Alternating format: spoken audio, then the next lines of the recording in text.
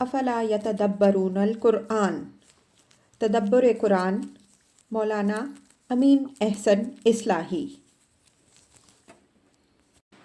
سورہ جاثیہ، تمہید۔ اعوذ باللہ من الشیطان الرجیم، بسم اللہ الرحمن الرحیم۔ سورہ کا عمود اور سابق سورہ سے تعلق۔ یہ سورہ نام، تمہید اور بنیادی مطالب میں سابق سورہ کا مثنیٰ ہے۔ فرق ہے تو اجمال و تفصیل کا۔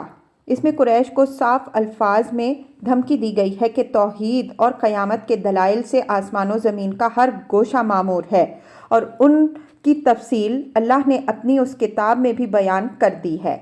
اگر یہ دلیلیں تمہاری سمجھ میں نہیں آ رہی ہیں تو دنیا کی کوئی چیز بھی تمہاری سمجھ میں نہیں آ سکتی۔ اب تمہارا معاملہ اللہ کے حوالے ہے، وہی تمہارا فیصلہ فرمائے گا۔ مسلمانوں کو اس میں صاف الفاظ میں فتح و غلبہ کی بشارت دی گئی ہے کہ کچھ دنوں صبر کے ساتھ حالات کا مقابلہ کرو۔ اگر استقلال کے ساتھ تم اپنے موقف پر ڈٹے رہے تو آخری کامیابی تمہارا ہی حصہ ہے۔ اس راہ میں جو مصیبتیں تم جھیلو گے وہ رائیگاں نہیں جائیں گی، بلکہ اللہ تعالیٰ ان کا بھرپور صلہ دے گا۔ یہ سورہ اس دور کی سورتوں میں سے ہے جب یہود کھلم کھلا قریش کی پیٹھ ٹھونکنے لگ گئے تھے۔ اس وجہ سے اس میں یہود کو بھی نہایت واضح الفاظ میں ملامت ہے کہ اللہ نے ان کو امانت کے جس منصب پر فائز فرمایا تھا، اپنی شامت اعمال سے انہوں نے اس کو ضائع کر دیا۔ اب ان کا معاملہ اللہ کی عدالت میں پیش ہوگا اور وہی ان کا فیصلہ فرمائے گا۔ ساتھ ہی مسلمانوں کو یہ تنبیہ ہے کہ اللہ نے جو روشن شاہراہ تم کو دکھائی ہے اس پر چلو اور ان دین بازوں سے ہوشیار رہو۔ یہ روزگار لگا رہے ہیں کہ اپنی ایجاد کردہ بدعات میں مبتلا کر کے تمہیں بھی اللہ تعالیٰ کی راہ سے اس طرح محروم کر دیں جس طرح وہ خود محروم ہو بیٹھے ہیں۔ سورہ کے مطالب کا تجزیہ۔ آیات 1 تا 6۔ یہ قرآن خدائے عزیز و حکیم نے نہایت اہتمام سے اتارا ہے، جس توحید کی یہ دعوت دے رہا ہے اور جس روز جزا و سزا سے یہ ڈرا رہا ہے۔ اس کے دلائل آسمان و زمین کے چپا چپا میں موجود ہیں۔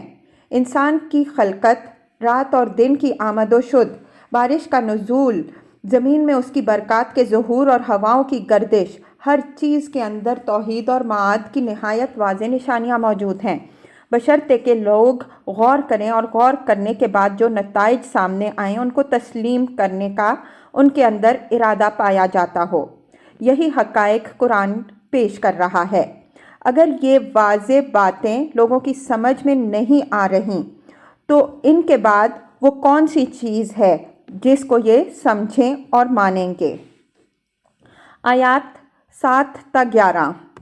شرک کے سرگنوں کو وعید، جنہوں نے بالکل جھوٹ موٹ ایک دین گھڑ کے کھڑا کیا اور اب اس کی حمایت میں ایسے اندھے بہرے بن گئے ہیں کہ اللہ کا کلام سننے کے روادار نہیں ہیں۔ اگر اللہ کا کلام ان کو سنایا جاتا ہے تو تکبر کے ساتھ اس طرح چل دیتے ہیں کہ گویا کوئی بات انہوں نے سنی ہی نہیں۔ اگر کسی بات کے متعلق انہیں اندازہ ہوتا ہے کہ یہ دلوں پر اثر انداز ہونے والی ہے تو اس کو مذاق بنا لیتے ہیں تاکہ اس طرح اس کو بے وزن کر دیں۔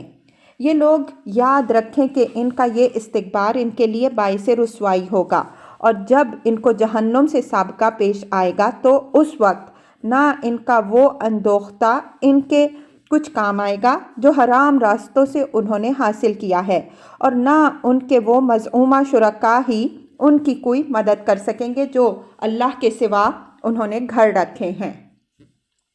آیات 12 تا 15۔ توحید کے بعض دلائل کا بیان ایک نئے اسلوب سے اور مسلمانوں کو صبر و استقامت کی تلقین کہ وہ مشرکین کی جاجا خائی کے متعلق پرواہ نہ کریں بلکہ اپنے موقف پر ڈٹے رہیں۔ اگر مخالفین ان کی بات نہیں مانیں گے تو اپنا ہی بگاڑیں گے، اس سے اہل ایمان کو کوئی نقصان نہیں پہنچے گا۔ آیات 16 تا 20۔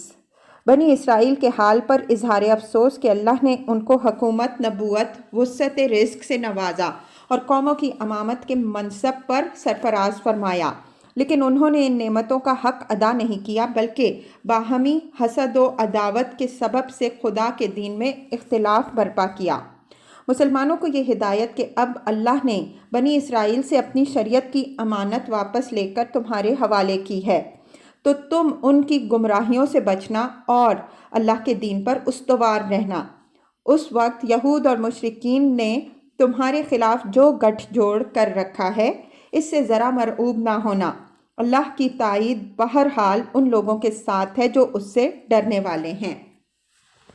آیات 21 تا 37۔